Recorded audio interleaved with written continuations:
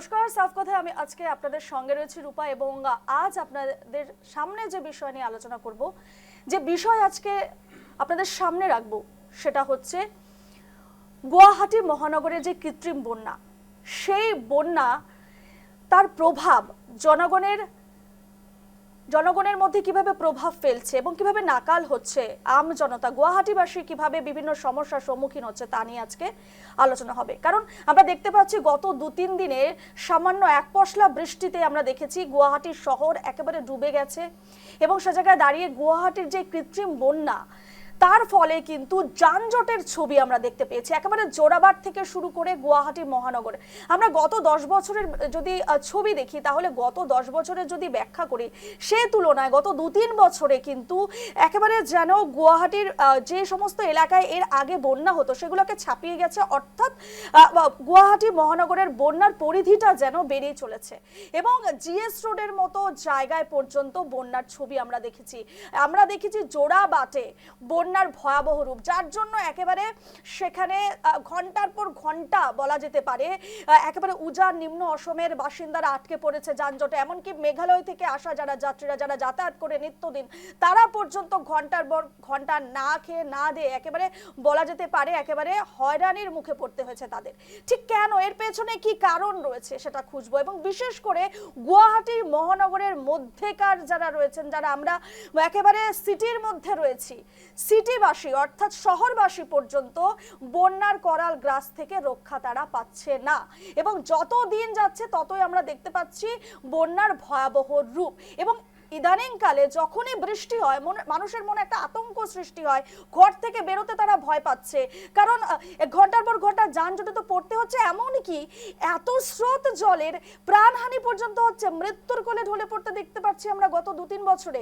সে জায়গায় দাঁড়িয়ে একটা আতঙ্কের সৃষ্টি হয়েছে গুয়াহাটিবাসীর মনে। আজকে সমস্ত প্রশ্নের উত্তর খোঁজার আমরা চেষ্টা করব আজকের আলোচনার মধ্য দিয়ে এবং আমাদের সঙ্গে বিশিষ্ট অতিথিরা থাকবেন। এই মুহূর্তে আমার সঙ্গে স্টুডিওতে রয়েছেন বিশিষ্ট সাংবাদিক রয়েছেন গুয়াহাটি থেকে অরূপ চক্রবর্তী এবং কিছুক্ষণের মধ্যে এসে উপস্থিত হবেন আমাদের সঙ্গে বিশ্বদীপ ভট্টাচার্য, রাজনৈতিক বিশ্লেষক, এবং অনলাইনে এই মুহূর্তে আমার সঙ্গে রয়েছেন গুয়াহাটির 3 নম্বর ওয়ার্ডের কাউন্সিলর কল্লোল চক্রবর্তী। প্রথমে আমি আপাতত দুজনকে স্বাগত জানাচ্ছি আমাদের আজকের আলোচনায় এবং প্রথমেই আমি একটু এই যে বন্যা গত 2-3, আজ যদিও রোদ উঠেছে বা আজ যদিও আমরা তেমন জলের ছবি আমরা দেখতে পাইনি, বন্যার ছবি দেখতে পাইনি, কিন্তু গত যে 2-3 দিনের যদি আমরা কথা বলি, তাহলে সেই সময়কার মানুষের অভিজ্ঞতা, জোড়াবাড় থেকে শুরু করে মহানগরের মানুষের যে অভিজ্ঞতা, একটু আপনাদের সামনে প্রথমে আমি তুলে ধরবো।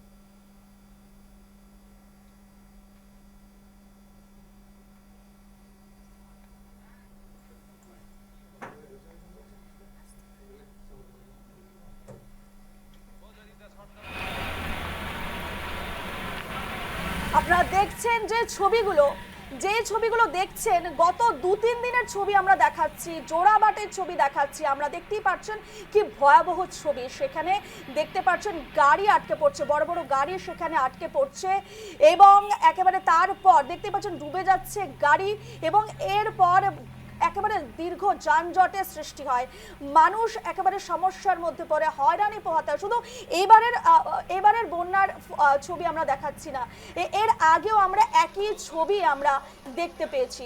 জোড়াবাড় থেকে শুরু করে একেবারে গুয়াহাটি মহানগর, জোড়াবাড় থেকে শুরু করে গুয়াহাটি মহানগর, এবং আমরা যদি বলি শুধু গুয়াহাটি মহানগরের যে মেন রাস্তা জিএস রোডের কথা ছাড়াও আমরা গত 2 বছর থেকে দেখতে পাচ্ছি পাণ্ডু মালিগাঁও এলাকায় কিন্তু আমরা দেখতে পাচ্ছি বন্যার ছবি।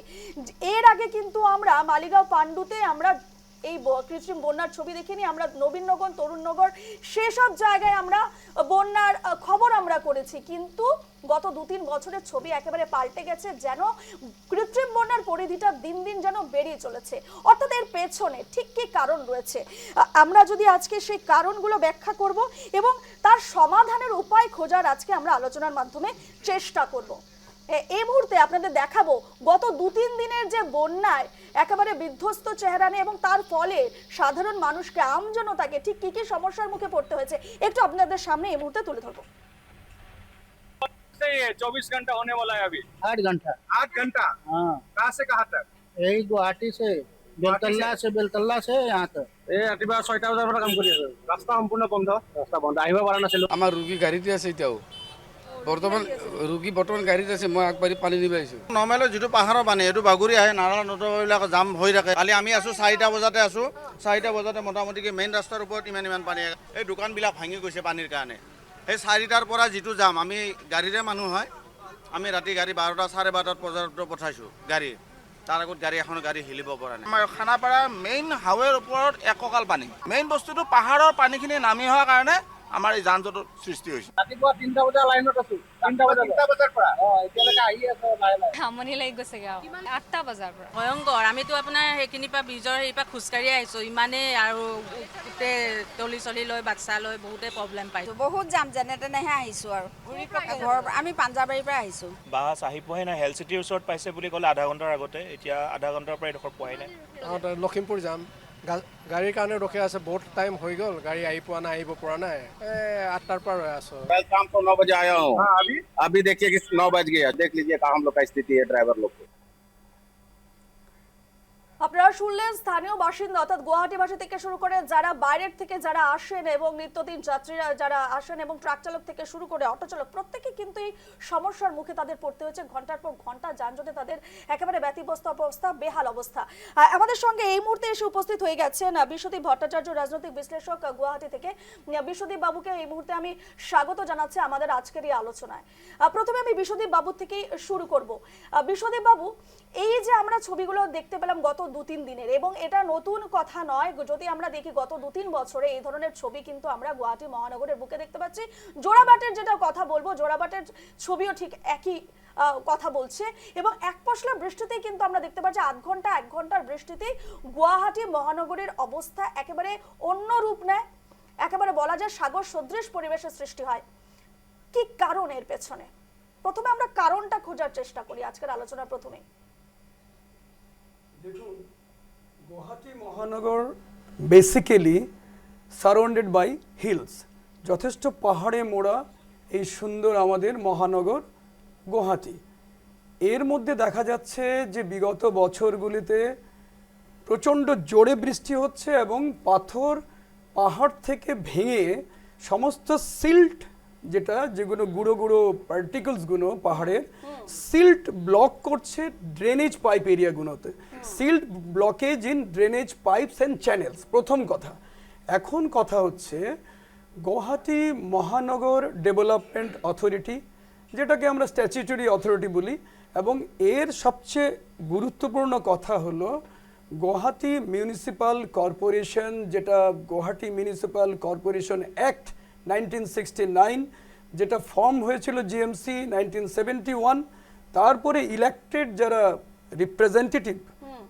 যারা ইলেক্টেড প্রতিনিধিরা তারা 1974 থেকে খুব ভালোভাবে ওরা মানে বডিটা ফর্ম করে এবং অ্যাক্টিভিটিস খুব রেসপন্সিবল দায়িত্বজ্ঞান নিয়ে তারা চালু করেন এর আগে তো শিলং ছিল ক্যাপিটাল তো আমাদের ধরতে হবে যে 1971 এর পর থেকে আমাদের গুয়াহাটি মিউনিসিপ্যাল কর্পোরেশন যেটা আমাদের লোকাল সেলফ গভর্নমেন্ট সেটার উপর নির্ভর করে গুয়াহাটি মহানগর এবং তার পরবর্তী সময়ে 1992 যেটা জিএমডি যেটা স্ট্যাচুটরি বডিজ ফর্ম করেছে আরও এক্সটেনশন করে গুয়াহাটি মেট্রোপলিটন ডেভেলপমেন্টকে আরও জোরদার আরও প্রচেষ্টার মধ্যে দিয়ে যাতে গুয়াহাটি মহানগরের সঠিক উন্নয়ন হয় এখন কথাটা হচ্ছে যে আমি দেখতে পাচ্ছি যেটা আমি ব্যক্তিগতভাবে দেখেছি আগে কখনোই গুয়াহাটিতে অনেক জোরে বৃষ্টি তো হতোই কারণ আসামের নর্থ ইস্ট এরিয়াতে বৃষ্টি হওয়ার সবসময় এই সময় হবেই তার জন্য আমরা কি প্রিকশন নেব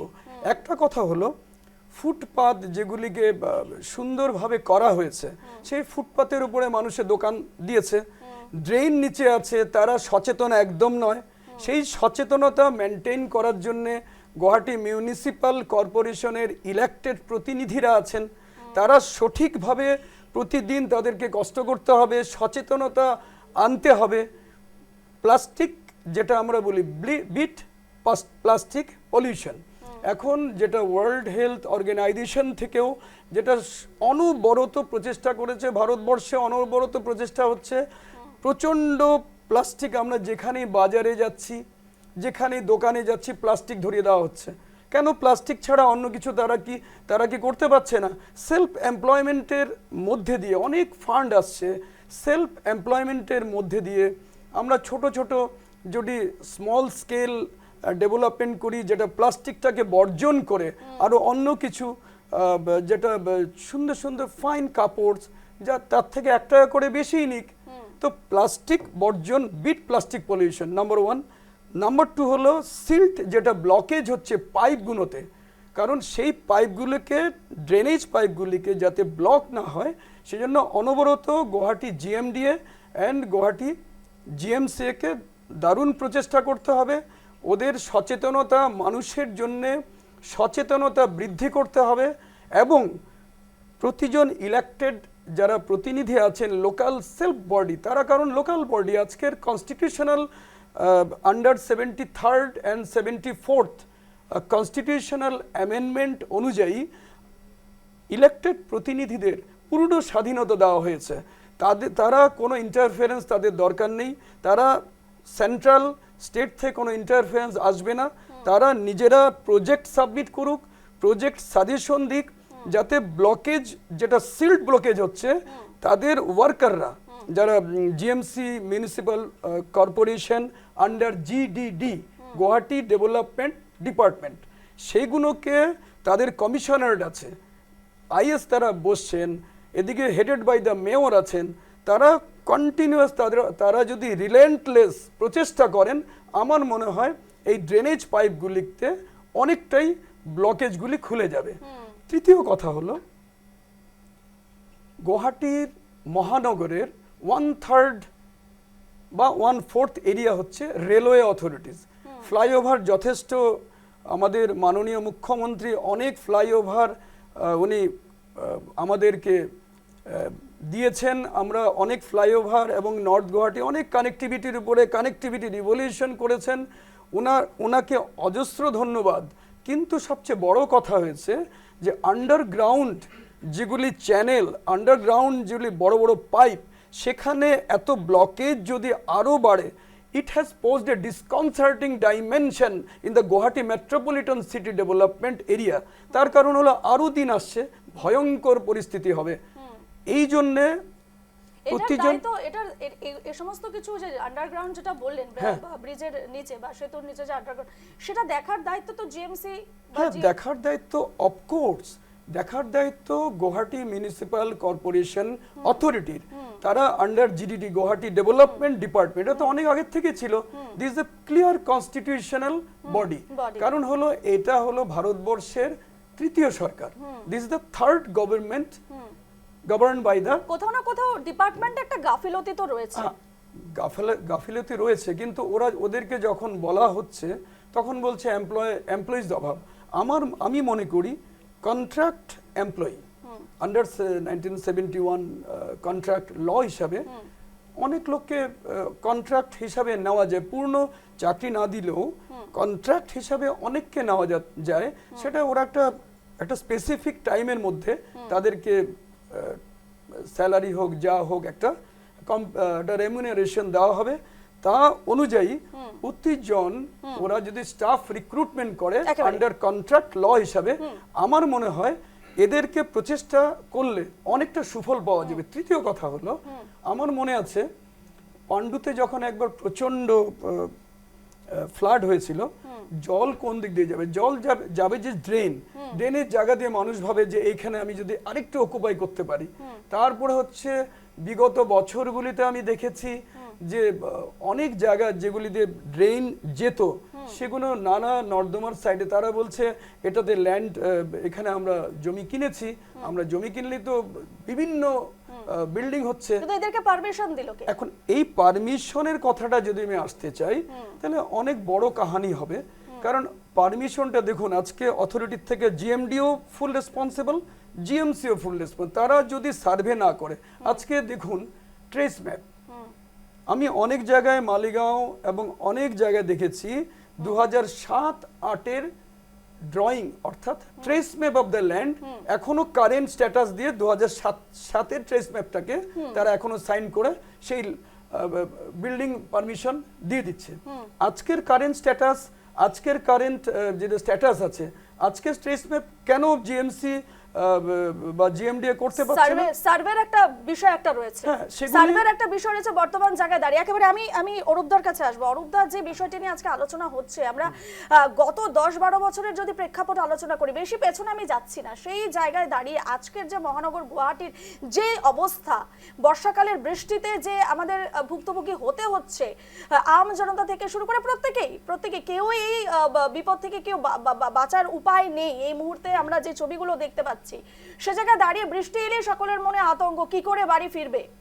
যারা অফিসের জন্য বেরোচ্ছে, বিভিন্ন কাজে বেরোচ্ছে, স্কুলের স্টুডেন্টসরা, আমরা গত বছর দেখেছি স্কুলের স্টুডেন্টসরা পর্যন্ত রাত অবধি রাস্তায় আটকে রয়েছে। এই যে গুয়াহাটি মহানগরের এই যে ছবি, এবং বিশ্বদীপদা যে বিষয়গুলো বললেন, যে কারণগুলো বললেন, কোথাও না কোথাও একটা তো খামতি রয়েছে আমাদের ডিপার্টমেন্টসগুলো। 8-10 বছর ধরে আর কি, বিশেষ করে লাস্ট 4 বছর ধরে দৈনিক অসমে আসামিজ ডেইরিতে গুয়াহাটি পেজটাতে আমি এই কৃত্রিম বন্যার উপর লেখালেখি করছি। হ্যাঁ, এখন দৈনিক অসমে নেই, এখন যুগ সংখ্যা আমি লিখি আর কি। তো লিখে আমরা এটাই আমাদের অভিজ্ঞতা একটা হয়েছে। প্রথম কথা হচ্ছে দাদা যেটা কথা বলেছেন ড্রেনেজ সিস্টেমটা, আমি একটা এক্সাম্পল দিচ্ছি। লাল গণেশ, মালিগাঁও, পান্ডু এই এরিয়াগুলোতে গেলে, গলিগুলোতে গেলে আর কি, পল্লী যেগুলো আছে ওখানে ভেতরে গেলে আপনি দেখবেন নোংরা ক্যারি ব্যাগ, ডিসপোজেবল গ্লাস, বোতল সব ভরে আছে। প্রশাসন, জিএমসি এটাকে ব্যবস্থা নেওয়া উচিত। এটা একটা মূলত কারণ। আমি প্র্যাকটিক্যাল কথাটা বলছি, কি ল আছে কি না আছে সেটা পরে কথা, আগে তো মানুষের সচেতনতার একটা অভাব রয়েছে, সেটা এখন মিউনিসিপ্যালিটিকে একটা পুরো দায়িত্ব দেওয়া আছে, ওনারা ইন্ডিপেন্ডেন্টলি কাজগুলো করতে পারেন। তার সাথে আমরা সহযোগিতা করতে হবে, পাবলিক সহযোগিতা না করলে আমাদের গণেশগুড়ি পয়েন্টে আজকে 2 বছর আগে 3 ট্রাক ডিসপোজেবলের বোতল নিয়ে গেছে। এগুলো কোথা থেকে এলো? গভর্নমেন্ট ফ্লাইওভার বানাচ্ছে, ড্রেন বানাচ্ছে, কিন্তু জল যাচ্ছে না। কারণটা কি? এইগুলি কারণ। আপনি যদি ভালো করে সার্ভে করে দেখেন, আমাদের এই লালগণের, ফাটাশিল এইগুলি সাইডে জনসচেতনতার খুবই অভাব আছে। বিশেষ করে আমাদের অ্যাপার্টমেন্টগুলোতে থাকে, স্ট্যাটাস মেনটেনের জন্য ক্যারি ব্যাগটা গেটের সামনে রেখে যায়। হ্যাঁ, খুব অলস্য আমাদের মানুষগুলো। এই ক্যারি ব্যাগটা এসে ড্রেনে যাচ্ছে, ফলে কি হচ্ছে, ব্লক হয়ে যাচ্ছে। আমি আরেকটা বিষয় যদি আমি উল্লেখ ব্লক করি, হয়ে যাচ্ছে। হ্যাঁ, তারপর আমাদের ভেটাপাড়া সাইডে, এই হাতিগাঁও ভেটাপাড়ার মধ্যে জিএমসিরও কত দোষ আছে ওনাদের। গার্বেজ এরিয়াতে পুরো ফেলে রেখে দিয়েছে ওখানে নোংরা। হ্যাঁ, ফলে সামগ্রিক ব্যাপারটা, সিস্টেমটা একটা আমাদের চেঞ্জ করতে হবে। মানুষ ইনভলভ হতে হবে, প্রশাসন ইনভলভ হতে হবে, গভর্নমেন্ট ইনভলভ হতে হবে। সবচেয়ে বড় কথা হলো, হ্যাঁ, যেহেতু গুয়াহাটি মহানগর, তাছাড়া পসিবল না এটা। হ্যাঁ, গুয়াহাটি মহানগর যেহেতু চারিদিক পাহাড়ে ঘেরা, তো ছোট ছোট পাহাড়ে কত সুন্দর একটা মহানগর, আমরা কত মানে সুন্দর আমরা গুয়াহাটি মহানগর দেখতে পারতাম। টোটাল গুয়াহাটিতে আনঅথরাইজড পাহাড়ে ঘর বানানো বন্ধ করতে হবে প্রথম কথা। যেখানে অনেক আগে হিলে কিন্তু কোনো ধরনের ঘর বাড়ি বানাতে দেওয়া হতো না।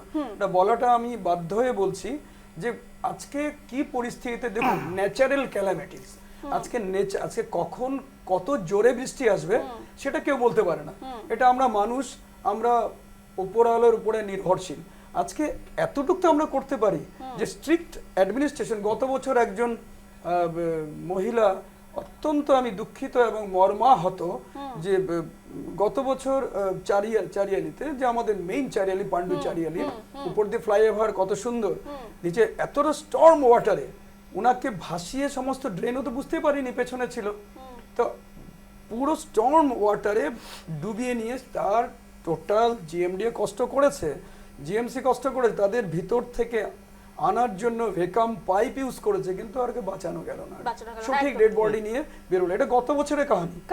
এগুলি দেখে সবাইকেই সচেতন হতে হবে। অ্যাডমিনিস্ট্রেশন মানে খুব স্ট্রিক্ট অ্যাকশন নিতে হবে, এবং অল্প স্টাফ দিয়ে হবে না, আরো স্টাফ রিক্রুট করতে হবে।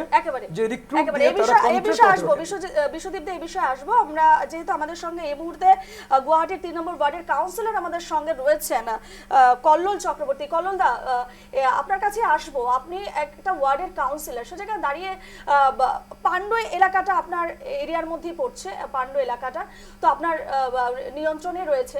সে জায়গায় দাঁড়িয়ে আমরা এই গত কিছু বছর ধরে 2-3 বছর ধরে আমরা দেখছি পান্ডু মালিগা এলাকায় একেবারে জল বলা যায়, জল থই থই করছে, বাড়ির ভেতরে জল ঢুকে যাচ্ছে, নালা এক নর্দমা একেবারে অবস্থা যেটা আমরা দেখেছি, মানুষ অভিযোগ করছে বিভিন্ন।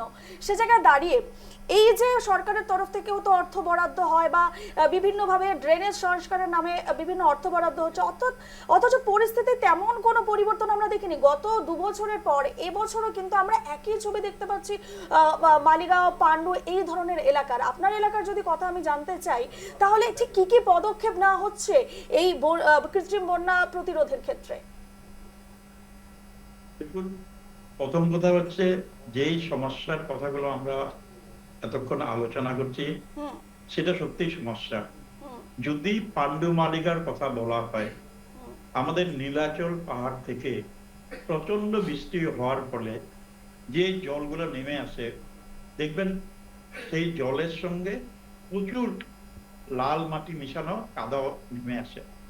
আপনি প্রত্যেক দিন যদিও পরিষ্কার করা হয়, তো রাতে যদি এক ফসলা খুব জোরে বৃষ্টি হয়, নালাগুলো আবার মাটি দিয়ে ভরে যায়। এখন কথা হচ্ছে যে আগে মালিগাঁও অঞ্চলে জল না হওয়ার কারণ ছিল যে আমাদের বড়িপাড়া অঞ্চল হয়ে আমাদের যেটা কামাখ্যা জংশন, সেখানে একটা কালভার্ট ছিল, বড় কালভার্ট। কালভার্টের নিচে দিয়ে জলগুলো বেরিয়ে যেত। কিন্তু গত প্রায় 2 বছর আগে রেলওয়ে বিভাগ এই কালভার্টটা বন্ধ করে ওনাদের কিছু কাজের জন্য লাগিয়েছে আর কি। সেই জন্য সেই জলটা বেরোনোর প্রচুর সময় লাগে, আর সেই ব্যাপারটা খুব অল্প দিনে সমাধান করা সম্ভব না। দীর্ঘমেয়াদী একটু পরিকল্পনার দরকার। আমাদের মাননীয় মুখ্যমন্ত্রী মহোদয়কে এই ব্যাপারে অবগত করা হয়েছে। উনি খুব গুরুত্ব সহকারে জিনিসটাকে নিয়েছেন এবং খুব কম দিনের ভিতরে যাতে এই সমস্যাটার সমাধান হয় সেটার জন্য উনি পদক্ষেপ নিচ্ছেন। দ্বিতীয় কথা, একটা সময় আমরা দেখতাম যে, আমি নিজেও দেখেছি, আমি যখন ছাত্র ছিলাম কলেজের, সেই সময় আমি যে অঞ্চলে থাকি নিউ কলোনি, সেই অঞ্চলে প্রচুর জল হয়েছিল। একটা অঞ্চলে 3-4 দিন জল ছিল, 3-4 দিনের ক্যাম্পও বসানো হয়েছিল। কিন্তু আমাদের মাননীয় মুখ্যমন্ত্রী মহোদয়ের তৎপরতায় আজকের দিনে খুব প্রচুর বৃষ্টি হলে জল হয়, কিন্তু 1-2 ঘন্টার মধ্যে জলগুলো ম্যাক্সিমাম চলে যায়। আর দ্বিতীয় কথা হচ্ছে যে, আমরা জানি গুয়াহাটিটা প্ল্যান সিটি নয়, আনপ্ল্যান সিটি। আমরা গত 10 বছর আগে যতগুলো বাড়ি দেখেছিলাম, আজকের দিনে যদি আমরা দেখি আরো অনেক নতুন জনবসতি হচ্ছে। এখন আমাদের কর্পোরেশন বা জিএমডি এর যে পারমিশনের কথাটা উল্লেখ করা হচ্ছে, জিএমডি বা জিএমসি যে পারমিশনটা দেওয়া হয়েছিল সেই হিসেবে ঘরগুলো বানানো হয়েছিল। কিন্তু আমরা যদি একটু দেখি যে আগে হয়তো বাড়িতে 1 ভাই ছিল, এখন এক ভাইয়ের একটা বাড়ি ছিল, ওই বাড়িতে যদি 3-4টা ভাই হয়, ওনারা একটা সময় আরো 1-2টো ঘর বা রুম ওনারা এক্সট্রা বানিয়েছেন, কিন্তু সেইটা তখন হয়তো প্ল্যানিং এ ছিল না। কিন্তু আজকের দিনে মাননীয় মেয়র মহোদয়ের তৎপরতায় সেই বাড়িগুলোতে কিন্তু নোটিশ যাওয়া শুরু করেছে। শুরু হওয়াতে তো এখন ওদেরকে ফাইন বা যেটা বিভাগীয় ব্যবস্থা, সেই ব্যবস্থার মধ্যে আনা হয়েছে। কিন্তু গুয়াহাটি শহরে এত বাড়ি হয়ে গেছে, প্রত্যেকটা বাড়িতে গিয়ে যদি সার্ভে করা হয়, একটু সময়ের দরকার। আর দ্বিতীয় কথা বলছি, গত বছর থেকে আমাদের গুয়াহাটির প্রত্যেকটা ওয়ার্ডে, 7টা ওয়ার্ডে যেগুলো একটু বড় বড় ড্রেন আছে বা নর্দমা আছে, সেই ড্রেনগুলোকে খুব সুন্দরভাবে আমাদের একটা ব্যবস্থা করা হয়েছে। 1 বছরের কন্ট্রাকচুয়াল থাকে, একবার পরিষ্কার করে, যতবার জল হয় ততবার বা যতবার নোংরা হয় ততবারই পরিষ্কার করা হয়। কিন্তু তারপরও কল্লোলদা আমরা যে ছবিটা গত দুদিন আগে দেখেছি মালিগাঁওর ছবি, সেটা তো মেনে নেওয়া যায় না। যদি নালা নর্দমা ঠিকঠাক ভাবে পরিষ্কার হয়েছে, আদাবাড়ি এলাকায় বলুন বা মালিগাঁও এলাকায় বলুন, যদিও আপনার আন্ডারে পড়ছে না, তথাপি আপনার কাছ থেকে এই মুহূর্তে জানতে চাইবো যে সেই ক্ষেত্রে তো আমরা দেখতে পাচ্ছি তেমন কোনো ব্যবস্থা। আজকে এই এক পশলা বৃষ্টিতে এই অবস্থা, আরো দিন গেলে যদি 1-1.5 ঘন্টা বৃষ্টি হয় তাহলে তো সমুদ্র হয়ে যাবে এবং বিপদের আশঙ্কা একটা রয়েছে। না, আপনি ঠিক বলেছেন, আমি সেই কথাতে আসছি যে আমাদের আজকের দিনে প্রত্যেকটা ওয়ার্ডে একদম ছোট নালাগুলো পরিষ্কার করার জন্য 5 জন করে লোক ধার্য করা আছে। এখন কথা হচ্ছে যে এত পরিষ্কার করার পরে কেন হচ্ছে? একদম দেখুন, আমাদের যেগুলো পাট্টা ল্যান্ড, সেই ল্যান্ডে আমাদের এনজিও দিয়ে বাড়ি বাড়ি প্রত্যেকদিন আমাদের যেগুলো ব্যবহার্য জিনিস সেগুলো নেওয়ার ব্যবস্থা করা হয়। কিন্তু আপনি যদি বিভিন্ন অঞ্চলে যান, তবুও দেখবেন যে মানুষ একটা পলিথিনের মধ্যে এই ব্যবহার্য জিনিসগুলো নেবে, রাস্তা ঘাট বা নর্দমাতে ফেলার যেটা একটা আমাদের মানসিক যেটা স্বভাব, সেই স্বভাব থেকে আজকের দিনে আমরা বেরোতে পারিনি। আর পাণ্ডুর প্রায় 60% এরিয়া রেলের, কিন্তু সেক্ষেত্রে সচেতনতা বাড়ানো, অরূপদা যেটা বলছিলেন, সেক্ষেত্রেও কিন্তু সচেতনতা বাড়ানোর ক্ষেত্রে জিএমসির একটা ভূমিকা রয়েছে, বা কড়া পদক্ষেপ যদি সেক্ষেত্রে নেওয়া হয়। আমার মনে হয় অরূপদা হয়তো বা বিশ্বদীপদাও আছেন এখানে, আমার মনে হয় সে জায়গায় দাঁড়িয়ে যদি কোনো কড়া পদক্ষেপের ব্যবস্থা নেওয়া হয় ডিপার্টমেন্টের তরফ থেকে, তাহলে বোধহয় নিয়ন্ত্রণে কোথাও না কোথাও একটা সাহায্য হবে। দেখুন, ফাইনের ব্যবস্থা করা আছে। আর মাননীয় মেয়র মহোদয় গুয়াহাটির প্রত্যেকটা অঞ্চলে এই স্বচ্ছতার উপর একটা প্রাইজেরও ব্যবস্থা করেছেন। যারা প্রথম হবেন 3 লাখ, দ্বিতীয় পুরস্কার 2 লাখ, তৃতীয় পুরস্কার 1 লাখ। উৎসাহিত প্রত্যেকটা ক্লাব বা এনজিও যারা আছে, সেলফ হেল্প মহিলা সমিতি আছে, প্রত্যেককে অংশীদারি করার জন্য আমরা আহ্বান জানিয়েছি। আপনারা আপনাদের নিজের জায়গাটা পরিষ্কার রাখুন। একটা সার্ভে টিম আসবে, যেই অঞ্চলটা নালার থেকে আরম্ভ করে অঞ্চলটা যারা বেশি পরিষ্কার রাখবে প্রত্যেকের জন্য প্রাইজের ব্যবস্থা করা হবে। তো আমি ভাবি আজকের দিনে সরকার যথেষ্ট সচেতন হয়েছে।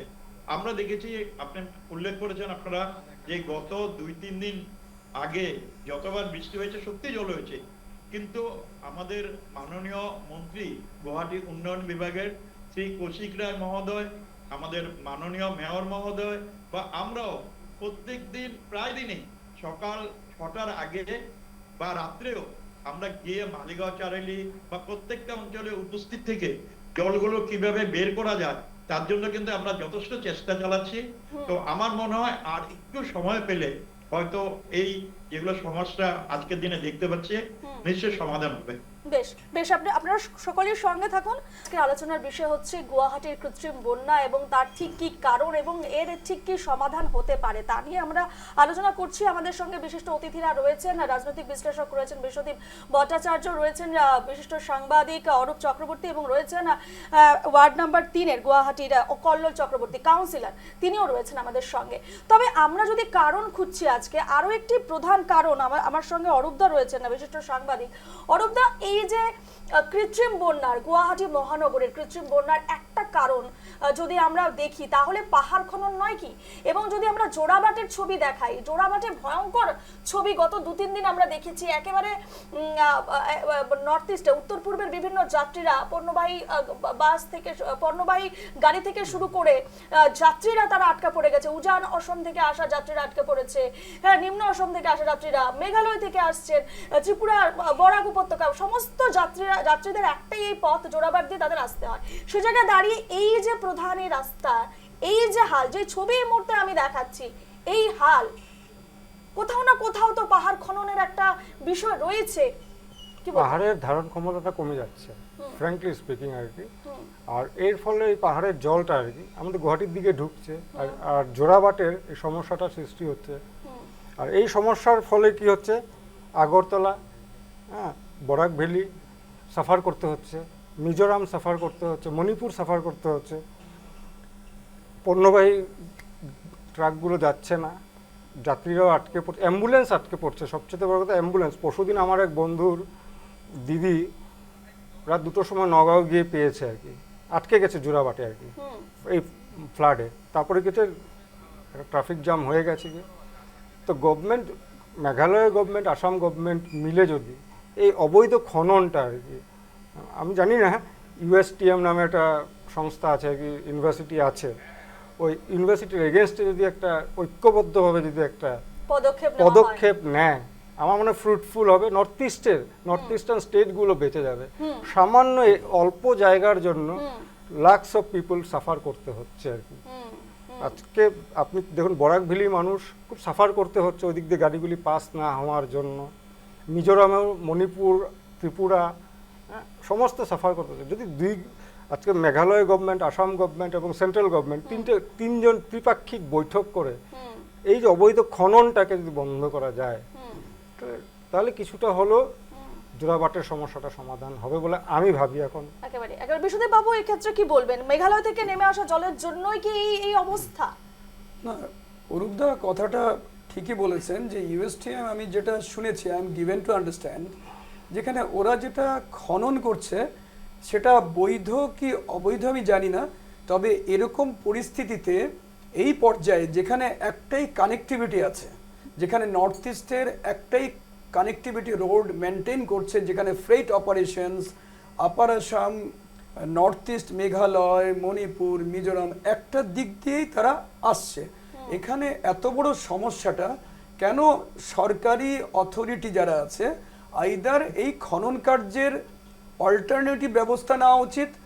যেমন সুন্দর অনেক কিছু নেট পাওয়া যায়, যেটা জম্মু কাশ্মীরে আমি দেখেছি, অনেক বড় বড় মাউন্টেনের যেটা খনন কার্য হয়, দামি স্ট্রং নেট সিস্টেম, যেখানে সিল্ট বা বড় বড় পাথর নিচে নামবে না, সে সিল্ট বা কোনো বড় নেট দিয়ে আটকে তারপর কাজ করে, যদি কাজ করতেই হয়, যদি এখানে দরকার হয়, তাহলে একটা ব্যবস্থা সেইভাবে জম্মু কাশ্মীর বা বড় বড় জায়গায় যেগুলো পাহাড় অঞ্চলে, উত্তরাখণ্ড আমি দেখেছি যে নেট সিস্টেম, স্ট্রং নেট সিস্টেমের মাধ্যমে সিল্ট বা বড় বড় পাথর এখানে আটকে যাবে বা কোনো ধরনের জল বা কোনো এরকম ভাবে নামতে পারবে না, এরকম অল্টারনেটিভ একটা রাস্তা আছে।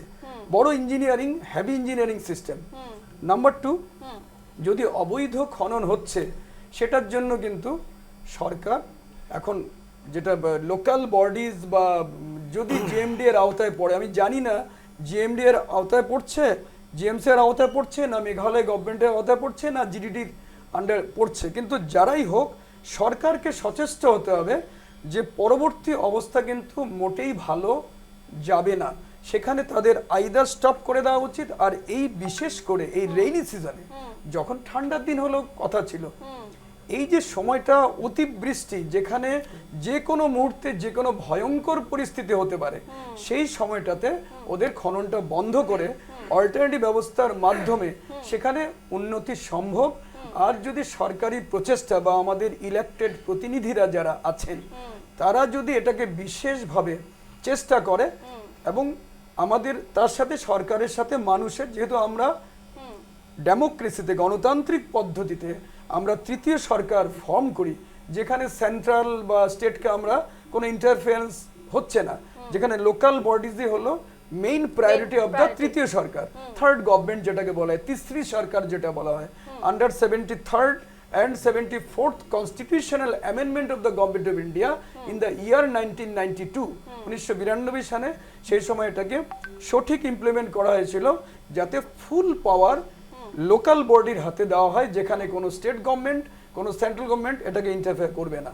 তাদেরকে যথেষ্ট সচেষ্ট করে তাদের মাধ্যমে, তারা ইলেক্টেড প্রতিনিধিদের মাধ্যমে এই ব্যবস্থাটাকে জোরালোভাবে প্রতিবাদ করতে হবে, যার জন্য অনেক মানুষকে, তার জন্য অনেক মানুষের অনেক সেফটি হবে।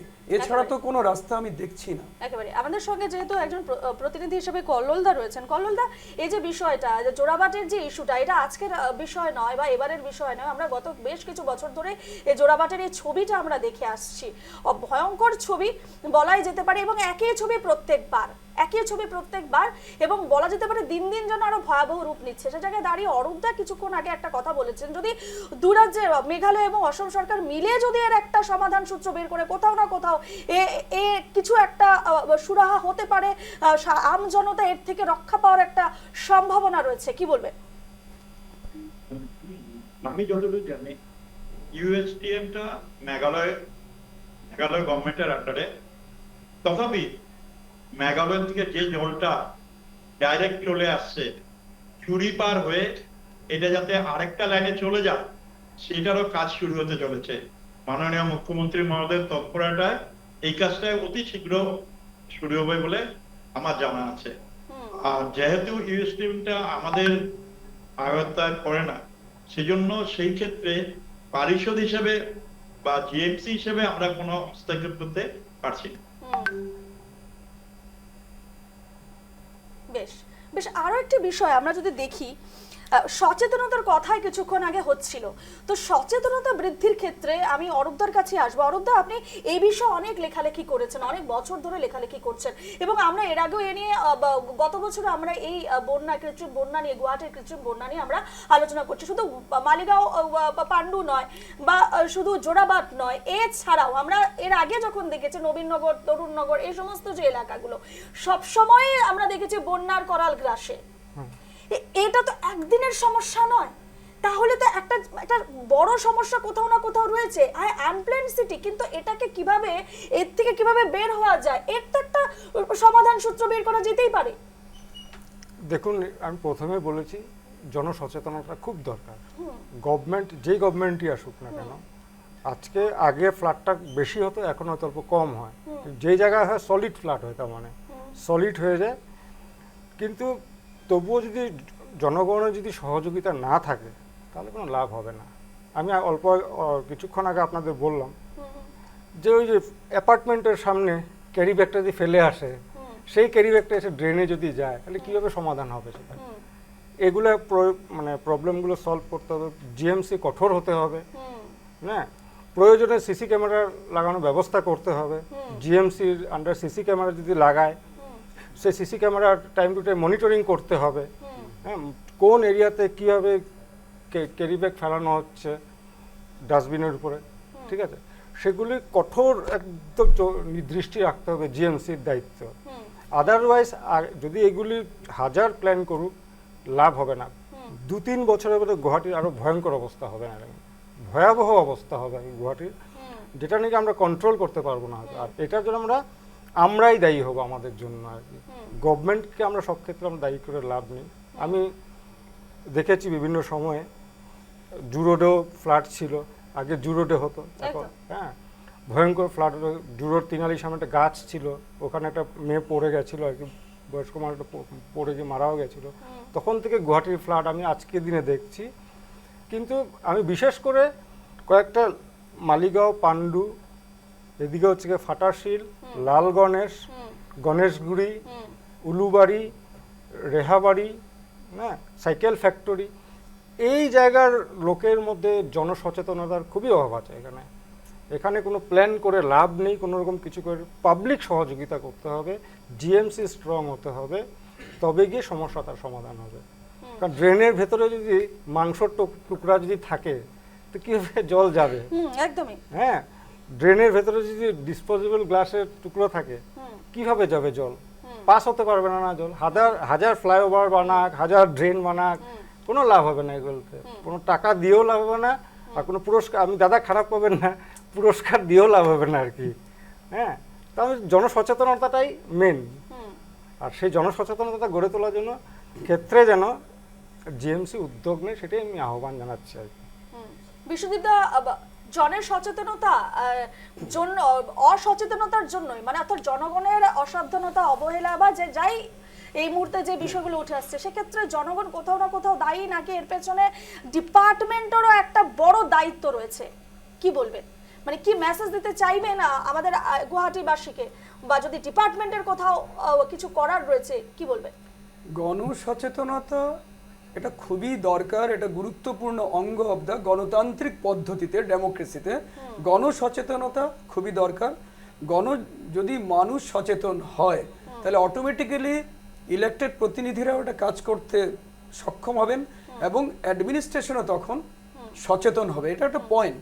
দ্বিতীয় পয়েন্ট হলো আজকের দিনে যেখানে মানে মানুষ ভেহিকেলস মানে ওয়াইল্ড ফায়ারের মতো বেড়ে যাচ্ছে, সেখানে পুরো গণের সচেতনতা একটা বড় কথা নয়, যেখানে মানে অ্যাডমিনিস্ট্রেশনকেও সেটা যেটা কিন্তু বললেন আরেকটা বিষয়, যারা এই যে কাউন্সিলর দাদা রয়েছেন আমাদের সঙ্গে, কল্লোলদা রয়েছেন, যারা আপনি বলেছেন যারা প্রতিনিধিরা রয়েছেন, লোকাল যারা প্রতিনিধিরা রয়েছেন, যারা জনগণের দ্বারা নির্বাচিত, তাদেরও তো কিছু একটা দায়িত্ব রয়েছে।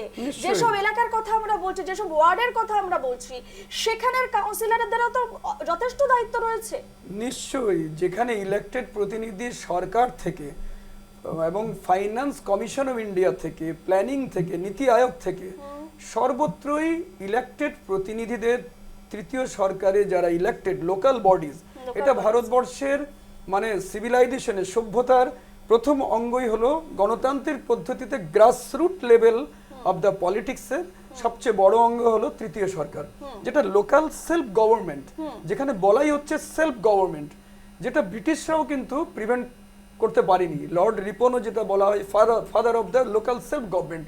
ভারতবর্ষের প্রাচীন ভারতবর্ষ থেকে যেখানে বিশ্বে রোমান সিভিলাইজেশন, গ্রিস সিভিলাইজেশন শেষ হয়ে গেছে, সেখানে ভারতবর্ষ কিন্তু village, local self government, town, যেখানে আচার্য চাণক্য সেই উনিও কিন্তু টাউন ড্রেনেজ সিস্টেমস, টাউনের উপরে যথেষ্ট গুরুত্ব দিয়েছিলেন হাজার হাজার বছর আগের থেকে। যেখানে আমাদের সভ্যতার মেইন কাঠামোটাই হচ্ছে তৃতীয় সরকার, অর্থাৎ লোকাল সেলফ গভর্নমেন্ট, যেটা আমাদের তৃতীয় যারা একদম গ্রাসরুট লেভেলের মানুষ থেকেই আমাদের ভারতবর্ষে গণতান্ত্রিক পদ্ধতির জন্ম হয়েছে। এটাই আমাদের সিভিলাইজেশনের একটা এলিমেন্ট। এটা নিয়ে আমরা অতি গর্ববোধ করি। এই জন্য আমরা ভাবি যে যারা ইলেক্টেড প্রতিনিধিরা আছে তারাই আঙুল তুলে অথরিটিকে দেখাবেন যে এটা বন্ধ করতে হবে, কারণ পুরো জনসচেতনতাটা আসবে না। আজকের এই মেট্রোপলিটন ডেভেলপমেন্টে আমরা যতই বলি না কেন, তার সাথে অ্যাডমিনিস্ট্রেশনকেও যথেষ্টটা সচেতন করতে হবে। তার জন্য আমরা ইলেকশন, আমরা ভোটে জয়ী করেছি ইলেক্টেড প্রতিনিধিদের, এটাই তো আমাদের নিয়ম। এই পরিপ্রেক্ষিতে আমি বলতে চাই, ডক্টর শ্যামাপ্রসাদ মুখার্জি একটা বিশেষ উক্তি, যে উনি যখন ইউনিভার্সিটির সমাবর্তনে বলেছিলেন দিল্লিতে, একজন এত বড় great educationist, great politician of India, ভারতবর্ষের, উনি বলেছিলেন যে nation live or die according to the character of the people, whatever the splendid arms and ammunitions, but youth and character of the people determines the life and death of the nation. এটা তো অনেক আগেই বলেছেন। তো এই যে মানুষকে সচেতন হতে হবে, মানুষে ভোট দিয়েছে ইলেক্টেড প্রতিনিধিদের, তারাই ওরা আঙ্গুল দিয়ে দেখাবেন সরকারকে যে এটা বন্ধ করতে হবে, নাহলে আমরা ভয়ঙ্কর পরিস্থিতিতে বাঁচবো না। এটাই হচ্ছে আমাদের সভ্যতার একটা প্রতীক।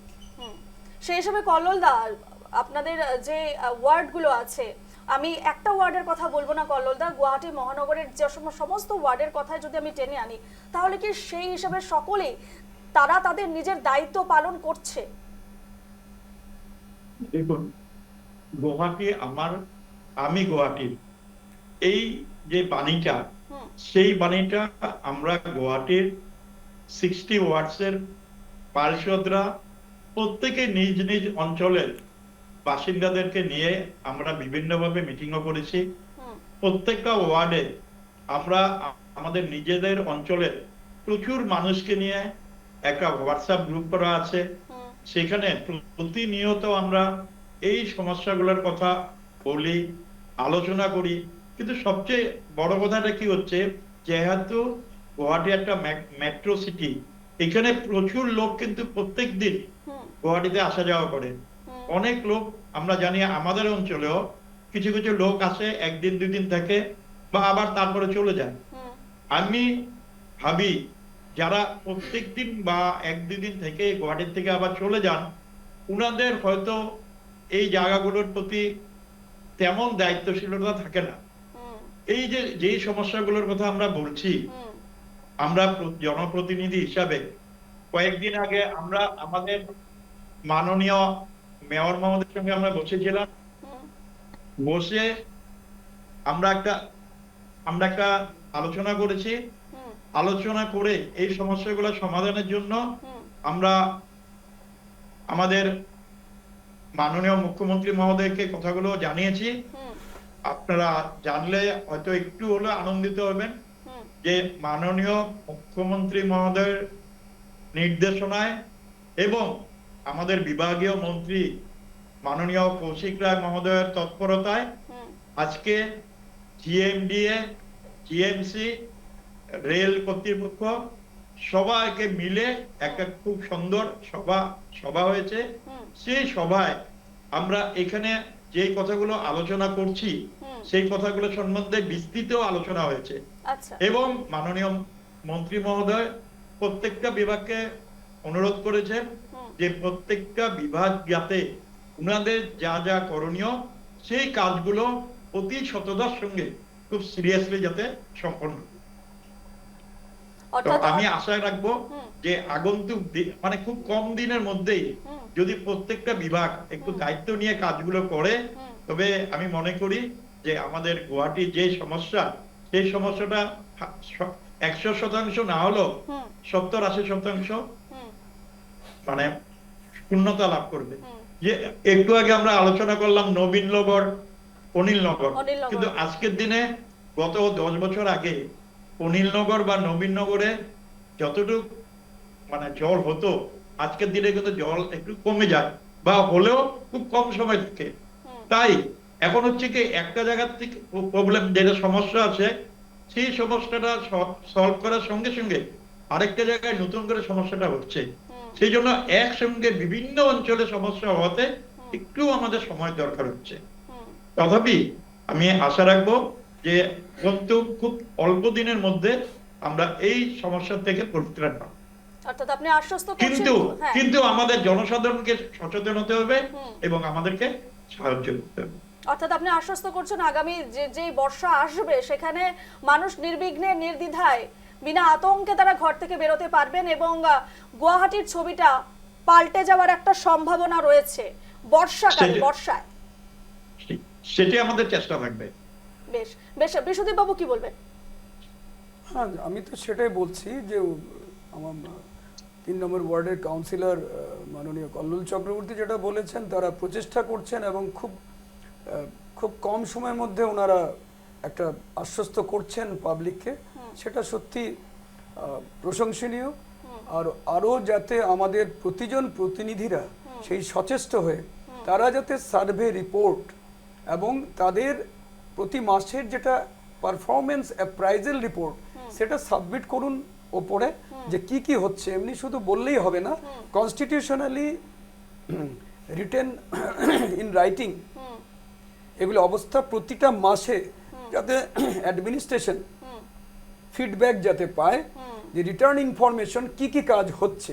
শুধু মুখে বললেই হবে না, যেটা ইন রাইটিংয়ে তারা দিলে সেই প্রতিটা ওয়ার্ডের 31টা ওয়ার্ড আছে, সেই 31টা ওয়ার্ডের কনস্টিটিউশনালি তারা কোথায় কোথায় সাবমিট করবেন survey report, performance appraisal report, সেগুলির মধ্যে দিয়ে প্রতিজন প্রতিনিধিরা অবগত হবেন এবং জনগণ অবগত হবেন যে ওরা কিভাবে ভালো কাজ করছে। দ্বিতীয় কথা, একটা ভালো কথা বলেছে আমাদের ওয়ার্ডের কাউন্সিলর মাননীয় কল্লোল চক্রবর্তী, যে 1/3 যেটা আমাদের মহানগরের যেটা রেলওয়ে অথরিটি, রেলওয়ে ল্যান্ড আছে, সেখানে এটা এনএফএল এর উত্তর পূর্বাঞ্চলের এনএফএল এর হেডকোয়ার্টার হচ্ছে মালিগাঁও। সেখানে যারা চিফ ইঞ্জিনিয়ার্স, যারা deputy deputy chief engineer estate, তারা যাতে বিশেষ মানে কমিটিতে তাদের যাতে সংযোগ করা হয় টোটাল গুয়াহাটি ডেভেলপমেন্ট অথরিটি, কারণ রেলটা একটু আলাদা, তো তাদের কমিশনারটা আলাদা, তারা যাতে এই কমিটির সাথে ইনভলভ হয়ে গুয়াহাটি মহানগরকে আরো উন্নত করার জন্য তাদের চিফ ইঞ্জিনিয়ারদের মহানগরের সাথে, অ্যাডমিনিস্ট্রেশনের সাথে, কমিশনারের সাথে সংযোগ করে আরো ডেভেলপমেন্ট করার জন্য সচেষ্ট হতে হবে। এটাই আমাদের সংবাদ, মানে এটাই আমাদের মেসেজ থাকলো, যাতে আরো উন্নয়ন করে মানে জনসচেতনতাটাকে বৃদ্ধি করতে হবে। অরূপদা আশ্বস্ত ও হতে পেরেছেন যেটা কল্লোল বাবু বলেছেন, একদম সংক্ষেপে? হ্যাঁ, সেটাই জনসচেতনতাটাই মেন আর কি। বেশ, তাহলে যেটা আমরা আজকের আলোচনায় দেখতে পেলাম, আমরা সমস্যা নিয়ে আলোচনা করলাম এবং পাশাপাশি আমাদের সঙ্গে যেহেতু কাউন্সিলর ছিলেন 3 নম্বর ওয়ার্ডের কলল চক্রবর্তী, তিনিও আশ্বস্ত করেছেন যে আগামী দিনগুলো হয়তো সরকার যেভাবে কাজ করে যাবেন এবং কাজ করার যে একটা রোডম্যাপ বানিয়েছে তারা বলা যায়, যেভাবে প্রত্যেক কাউন্সিলরকে নির্দেশ দেওয়া হয়েছে বা যে ডিপার্টমেন্টকে যেভাবে তারা নির্দেশ দেওয়া হচ্ছে সরকারের তরফ থেকে, সে জায়গায় দাঁড়িয়ে বলা যেতে পারে এই মুহূর্তে আশ্বস্ত করা হয়েছে যে আগামী দিনে ধীরে ধীরে করে আমরা এই সমস্যা থেকে মুক্তি পাওয়ার একটা অবকাশ রয়েছে বা এই সমস্যা থেকে আমরা বেরিয়ে যেতে পারবো যদি, এবং বিশদীবাবু যে বিষয়গুলো বলছেন সেই হিসেবে যদি সমস্ত কিছু সার্ভের মাধ্যমে এগিয়ে যায় এবং সবকিছু যদি খুব সুন্দরভাবে পরিচালনা করা যায়, তাহলে গুয়াহাটি মহানগর স্মার্ট সিটি যে আমরা বলি অ্যাকচুয়াল স্মার্ট সিটি হিসেবে আমরা দেখতে পাবো আগামী দিনগুলোতে। এই মুহূর্তে প্রত্যেককে আমি ধন্যবাদ জানাচ্ছি। আমাদের সঙ্গে ছিলেন 3 নম্বর ওয়ার্ডের গুয়াহাটির কাউন্সিলর কল্ল চক্রবর্তী, ছিলেন রাজনৈতিক বিশ্লেষক বিশ্বদীপ ভট্টাচার্য এবং ছিলেন বিশিষ্ট সাংবাদিক অরূপ চক্রবর্তী। প্রত্যেককে ধন্যবাদ জানাচ্ছি আমাদের আজকের এই আলোচনা আসার জন্য। সব কথা যেখানে শেষ করছি, ধন্যবাদ।